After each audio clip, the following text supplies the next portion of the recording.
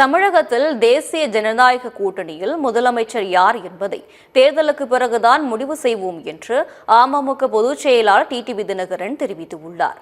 ஈரோட்டில் செய்தியாளர்களிடம் பேசிய அவர், தமிழ்நாட்டில் தேசிய ஜனநாயக கூட்டணி ஆட்சி என்பதை அமித்ஷா தெளிவுபடுத்தி உள்ளதாகவும், தமிழ்நாட்டில் கூட்டணி ஆட்சிக்கான வாய்ப்புதான் உள்ளதாகவும் கூறினார்.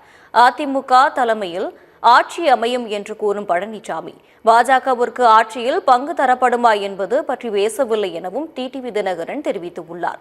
தொடர்ந்து பேசிய அவர், திருப்புவனம் அஜித்குமார் கொலை காவல்துறை மீது நம்பிக்கையை இழக்க செய்திருக்கிறது என்றும், இதற்கெல்லாம் ஒரு வார்த்தையில் முதலமைச்சர் சாரி சொல்லிவிட்டதாகவும் அவர் தெரிவித்துள்ளார். தேசிய ஜனநாயக கூட்டணி ஆட்சி என்றால் அது கூட்டணி மந்திரி சபை தான் என்பது அது கூட்டணி சேர்ந்து முடிவு செய்வாங்க. அதான் அமித்ஷா சொல்லியிருக்காரு. அது அமித்ஷா சொன்னதுதான் உங்க கேள்விக்கு பதில்.